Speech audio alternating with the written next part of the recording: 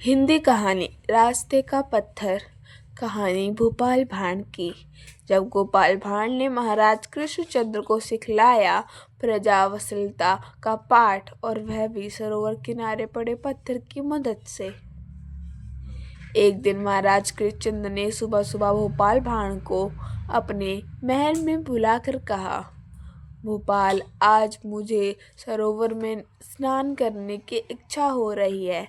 मैं सामान्य औपचारिकताओं से मुक्त होकर एक सामान्य व्यक्ति की तरह जल क्रीड़ा करना चाहता हूँ। मेरी इच्छा है कि मैं तैरकर सरोवर के मध्य तक जाऊं और वहां से रक्त कमल के कुछ पुष्प स्वयं तोड़ लाऊं। ऐसा करो कि तुम स्वयं जाओ और देख कर आओ कि इस समय सरोवर के आसपास कितने आदमी हैं। गोपाल सुबह सुबह बुलाए जाने से खिसा हुआ था। उसने महाराज की बातें सुनी और बिना कुछ बोले सरोवर की ओर चल पड़ा। थोड़ी ही देर में वह सरोवर के पास पहुंचा गया। उस समय स्नान करने के लिए अनेक आदमी सरोवर की ओर जा रहे थे। गोपाल उन लोगों को देर तक देखता रहा, फिर वहां से लौटकर महाराज के समक्ष उपस्थित हुआ। महाराज कृष्णचंद्र ने गोपाल को देखते ही पूछा, कहो गोपाल, सब कुछ देख का सरोवर में स्नान करने के लिए निकल सकता हूँ या नहीं? गोपाल ने धैर्यपूर्वक उत्तर दिया, महाराज, आपने मुझे यह देखने को आने को कहा था कि सरोवर के पास कितने आदमी हैं। मैं देख आया हूँ, वहाँ सिर्फ एक आदमी है। गोपाल के उत्तर से महाराज प्रसन्न हुए। उन्होंने कहा, तब ठीक है भोपाल, तुम भी चलो, थोड़ी जल क्रीड़ा कर आए। भोपाल के साथ महाराज सरोवर की ओर चल पड़े। सरोवर के पास पहुंचकर महाराज ये देखकर प्रतिभा रह गए कि सरोवर के में सैकड़ों लोग स्नान कर रहे हैं। सूक्ष्म स्वर से महाराज ने गोपाल से कहा, क्या गोपाल, तुमने तो कहा था कि सरोवर के पास एक ही आदमी है, मगर यहाँ तो भीड़ लगी हुई है। ऐसे में जल क्रीड़ा की मेरी इच्छा तो पूरी हो ही नहीं सकती। गोपाल भांड ने स्वयं सर से महाराज से कहा, महाराज, मैंने आपसे जो भी कहा था वह 100% सही है। मैं अब भी यही कह रहा हूँ कि सरोवर के पास केवल एक आदमी है। बाकी जो भीड़ आप देख रहे हैं वह संदेहहीन है और विवेक शून्य पुतलों की भीड़ है। इन्होंने आदमी मानकर किसी तरह का संकोच करने की आवश्यकता नहीं है। सरोवर के कलोल करती जिस भीड़ को देखकर आप अपने जल क्रीड़ा की इच्छा को तिलांजलि देना चाहते हैं, उस भीड़ में ऐसा कोई भी नहीं है जिसे खुद के सिवा कुछ और भी दिखता है। आप निसंकोच जल में उतरे और अपनी इच्छा की पूर्ति के लिए तैरे, रक्त कमल तोड़े। इनमें से कोई भी ना तो आपको पहचानेगा और ना ही देखेगा कि आप क्या कर रहे हैं। उसकी बात सुनकर महाराज ने भुटकियां तन गई। उन्होंने आवेशयुक्त स्वर से पूछा, ऐसा क्यों कहते हो गोपाल? क्या ये लोग अंधे हैं? नहीं महाराज, विवेक शून्य और संदेहहीन बिना संदेहना और विवेक की आंखों का कोई अर्थ नहीं होता। महाराज, आप वस्तु उतार कर मुझे दे और निश्चित होकर जल में उतरे। महाराज कृष्णचंद्र ने कुपित स्वर से कहा, यदि मुझे किसी ने भी पहचान लिया तो तुम्हारी खैर नहीं। गोपाल, याद रखना। गोपाल मुस्कुराया और बोला, महाराज, आप अपने वस्त्र उतार कर यही मुझे दे दे। मैं घोड़े के साथ अपनी इसी बरगद के वृक्ष के नीचे प्रतीक्षा करूंगा। आप जल क्रीड़ा करके लौटे। यदि आपके मार्ग में किसी ने भी टोका तो आप जो चाहे मुझे सजा दे, मैं स्वीकार कर लूंगा। गोपाल की बात सुनकर महाराज कृष्णचंद्र ने अपनी पगड़ी उतारी, कुर्ता उतारा और धोती बड़ी पहनी। सरोवर के पास पहुंच गए। महाराज ने सचमुच रास्ते में किसी ने नहीं टोका। महाराज पानी में उतरे और तैरते हुए सरोवर के मध्य तक गए। 4-5 रक्त कमल तोड़े और फिर तैरते हुए किनारे आ गए। किसी ने उन पर ध्यान नहीं दिया। पानी में निकलकर महाराज भीगे बदन ही बरगद के वृक्ष के पास आए और वस्त्र बदलते हुए गोपाल भांड से कहने लगे, गोपाल, तुमने ठीक कहा था। मुझे ना तो किसी ने पहचाना और ना ही किसी ने टोका।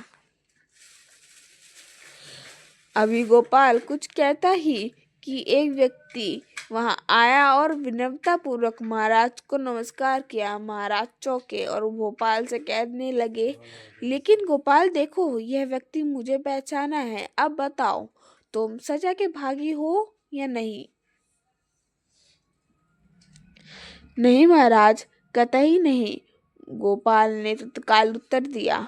उसने पुनः कहा, महाराज, आप भूल गए, मैंने आपसे सुबह यह भी कहा था कि सरोवर के पास केवल एक आदमी है। यह आदमी वही महाराज जो आपने राजा को सामान्य नागरिक के वेश में भी पहचान गया और उसे अपना अभिवादन देने पहुंच गया।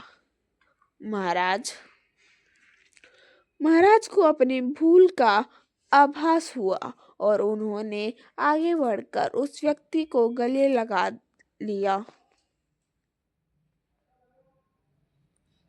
थोड़ी देर के बाद महाराज गोपाल के साथ ही महल लौटने के लिए उद्यत हुए। रास्ते में उन्होंने पूछा, गोपाल, तुमने ये कैसे जाना कि इतने सारे लोग में कोई भी मुझे नहीं पहचानेगा, तथा इतने सारे लोगों की होते हुए भी तुमने यह क्यों कहा कि सरोवर के पास एक ही आदमी है? गोपाल ने शांत स्वर में कहा, महाराज, जब मैं सुबह आपके पास आया तब अशांत था, मेरे चित्त खिन्न था, रात को सही ढंग से सो नहीं पाया था, इसलिए तरदील और बोझिल सा था। ऐसे में आपने मुझे सरोवर की ओर भेजा। मैं सरोवर के पास उसी बरगद के नीचे थोड़ी देर बैठकर विश्राम करने लगा ताकि चैतन्य हो लूं। मैंने देखा सरोवर की राह में एक बड़ा सा पत्थर पड़ा हुआ है। कई लोग उस पत्थर से चोट लगा चुकी थी। मैं पत्थर को करीब गया और वहां से हटा दूं, किंतु मैं वैसा नहीं कर पाया क्योंकि पत्थर का कुछ भाग मिट्टी से गड़ा हुआ था। थनकर पुन बरगद के नीचे आकर बैठ गया। कई लोग पुन इस पत्थर से ठोकर आए और आहत हुए, लेकिन सब अपनी चोट सहलाते हुए आगे बढ़ गए। किसी को भी यह चिंता नहीं हुई कि उस पत्थर को वहां से हटाने का उद्योग करे, लेकिन एक आदमी उधर से गुजरते समय पत्थर के पास रुका और उसे हटाने लगा। काफी परिश्रम के बाद उसने पत्थर को वहां से उखाड़ कर सड़क से दूर ले जाकर रखा और थक कर सरोवर के किनारे विश्राम करने लगा। उसे ना तो किसी के प्रशंसा की अपेक्षा थी और ना ही किसी से अपने श्रम का मूल्य पाने की लालसा। उन्होंने चेहरे पर कर्तव्य पालन की तृप्ति की आभा थी। महाराज ने मैंने इसी व्यक्ति के बारे में कहा था कि सरोवर के पास केवल एक ही आदमी है। आदमी वही होता है जो अपने अलावा औरों के बारे में भी सोचे। सरोवर में स्नान करने गए शेष तमाम लोगों को अपने सिवा और किसी की परवाह नहीं थी। महल निकट आ चुका था। महाराज ने पूछा, ऐसा क्यों है गोपाल? गोपाल ने उत्तर दिया, महाराज, यथा राजा तथा प्रजा, आप स्वयं कभी अपनी प्रजा का हालचाल जानने की उद्यम नहीं करते, कभी कोई आयोजन नहीं करते जिसमें प्रजा की भागीदारी हो। ऐसी प्रजा का ऐसा ही एकांगी विकास होता है। इसलिए यदि ऐसा हो तो किम आश्चर्य।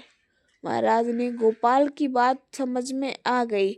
इसके बाद महाराज कृष्णचंद्र ने महीनों में एक बार खुला दरबार लगाना शुरू कर दिया, जिसमें अपनी समस्याओं से महाराज को अवगत कराने की सुविधा प्रजा को मिली गई। महाराज स्वयं भी प्रजा के हाल चाल जानने के लिए प्राय रात्रि भ्रमण करने निकल गए। इस सब का नतीजा हुआ कि देखते देखते कुछ ही दिनों में कृष्णचंद्र में सामाजिक समरसता का संचार होने लगा।